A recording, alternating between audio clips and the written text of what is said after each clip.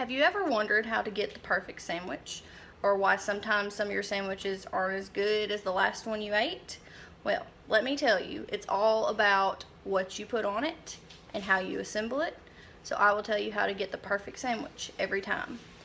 When you're shopping for your ingredients, you need to think about a different type of bread than you normally get. Not a plain wheat loaf or white loaf. Go to the bakery section and they have these individual little rolls where you can cut them in half, and they make the greatest sandwiches. They also have different breads that have different seasonings on them, and it gives you a different taste than what you're probably used to. And so I recommend just checking out your local bakery for your bread next time that you're on the hunt for sandwich supplies. As for the meat and cheese, go to the deli. They have fresher than what is back in the cold section of the pre-packaged deli meats that you really don't know what's in them.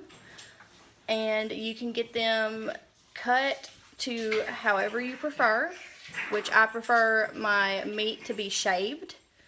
It gives it a better texture on the sandwich. It's lighter and not as dense as when some people get it cut to where it's on like a 5 and that's all you taste is the meat.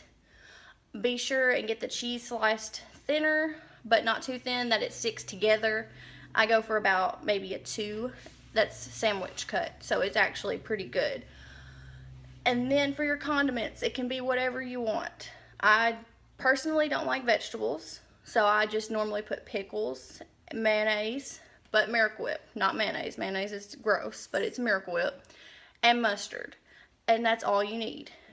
Anything else is up to you. But for me to get the perfect sandwich, I definitely go to the deli and the bakery and get fresher things that I know what's in the ingredients list and that went into making it. So I know what I'm eating is good. Like recently I happened upon what the ingredients list for Subway is, and their chicken is not chicken. I don't know what half of the ingredients are on the list that is in their chicken, but it's not chicken. So if it's up to you, if you would rather know what ingredients you have as opposed to just throwing something together. I like to know what I'm eating. And for your sandwich, make sure that you check your ingredients and your expiration dates even when you're buying it at the store. They don't always get out what it has expired. And so you don't want to get home and go to make your sandwich and all your ingredients not be any good. Check for mold, because sometimes the expiration date can be intact, but it can still be moldy. And that is not really something you want to be eating. Another thing that you need to do when you're making the sandwich is layers are important. Make sure there is enough covering the sandwich adequately, and that you will get enough of the flavors in every bite. And that is simply how you make the perfect sandwich. I know one time I was trying to make a sandwich and I had been thinking about it for the half of the day. Finally get home and I go to make it and someone had eaten all the cheese. The Miracle Whip was gone. The bread was expired.